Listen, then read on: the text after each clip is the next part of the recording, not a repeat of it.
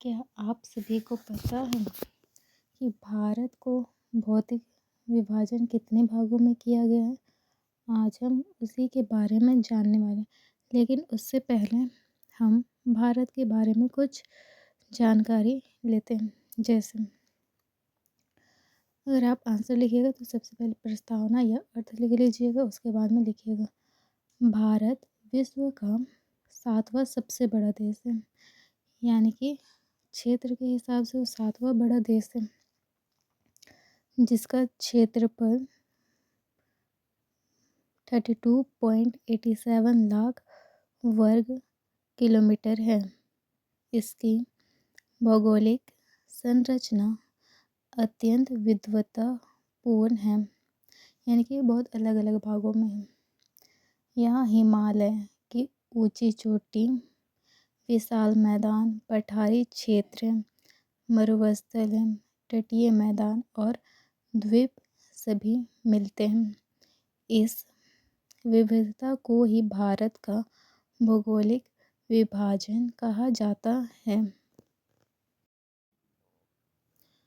जो कि पहला है हिमालय पर्वत क्षेत्र, जो कि भारत के उत्तर में है। भारत के उत्तर में है 2400 किलोमीटर उसकी लंबाई है और उसकी चौड़ाई 240 से 320 किलोमीटर चौड़ाई तक फैला है। इसको 3 भागों में बांटा गया है। पहला है शिवालिक, जो कि बाहरी हिमालय है, सबसे नया पर्वत, उपजाऊ धुंध घाटियाँ। दूसरा है मध्य हिमालय, हिमाचल, कश्मीर, कांगड़ा और मसूरी क्षेत्र। तीसरा है महान हिमालय, यानी कि हिमाद्री, जो कि माउंट एवरेस्ट, कंचनजंगा जैसे ऊंची चोटियाँ हैं। महत्व: जलवायु को नियंत्रित रखता है, नदियों का उद्गम स्थल है और यहाँ पर्यटन भी बहुत ज़्यादा आते हैं। सेकंड, उत्तरी मैदान। पहला यानी कि 1 पॉइंट है हिमालय से निकलने वाली नदियाँ, जो कि सिंधु, गंगा, ब्रह्मपुत्र द्वारा निर्मित हैं। यह उपजाऊ जलोढ़ मृदा से ढका हुआ है। मिट्टी को यानी कि उस मैदान को 3 भाग में बांटा गया। पहला है सिंधु मैदान, ए नंबर में था सिंधु मैदान, बी गंगा मैदान, सी है ब्रह्मपुत्र मैदान। आपको पता है इसका महत्व क्या है? उत्तरी मैदान का कृषि उत्पादन का केंद्र है। यहाँ बहुत अधिक कृषि होता है, इसलिए यहाँ पर जनसंख्या का घनत्व भी अधिक है।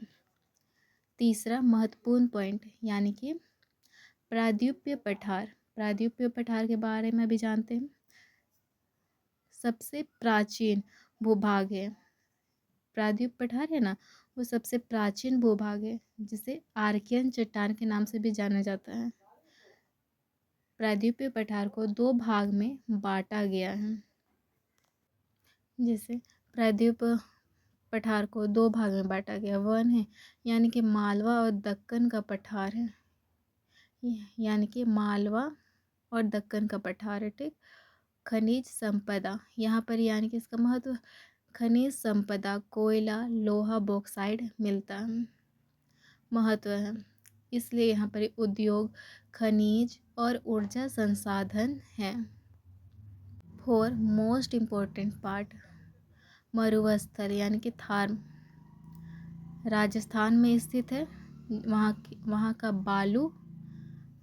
मिट्टी कैसा, बालुई मिट्टी, कम वर्षा, चारागाह और ऊंट पालन।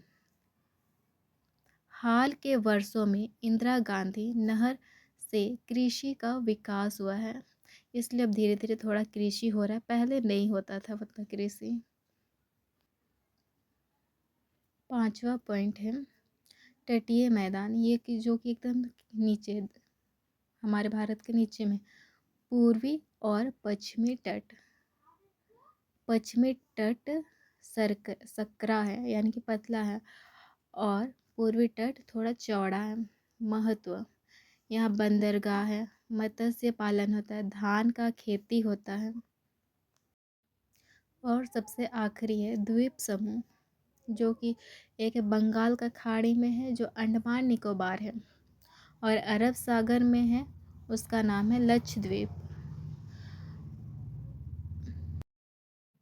द्वीप समूह का यही महत्व है कि यहाँ पर पर्यटन केंद्र है। लास्ट में आखिर में निष्कर्ष निकलता है, भारत का भौतिक विभाजन विविधता और समृद्धि को दर्शाता है। यही कारण है कि भारत विविधता में एकता का अनोखा उदाहरण प्रस्तुत करता है, और भारत को भौतिक 6 भागों में विभाजित किया। ये हमेशा याद रखिएगा। एक समुद्र में है और बाकी 5 हमारे इंडिया में अंदर यानी कि धरातल में है। हम लोग अब मानचित्र से थोड़ा समझते हैं उसको डिटेल में कि किस और ये चारों 6 हैं। जैसे कि उत्तर में मैंने बोला कश्मीर में, यानी कि उत्तरी प्रायद्वीप प्रदेश है, यानी कि वहाँ उत्तर का मैदान है, ठीक है ना। फिर उससे नीचे जो ब्लू कलर में दिख रहा है उत्तर का विशाल मैदान, जहाँ की जलोढ़ मृदा पाया जाता है। फिर उससे नीचे है मैदान दक्षिण का पठार जो ब्राउन कलर से। फिर उससे नीचे जो स्काई ब्लू कलर में है तटीय मैदान, और जो ऊपर में पीला कलर में दिख रहा है वो थार मरुस्थल है। बंगाल की खाड़ी में है अंडमान निकोबार द्वीप, और अरब सागर में है लक्षद्वीप। तो अगर आप लिखने के बाद ऐसा मैप बनाइएगा तो आपको नंबर बहुत अच्छा मिलेगा। और अगर जानकारी आपको अच्छा लगे तो लाइक सब्सक्राइब करना ना भूलें और शेयर अवश्य करें।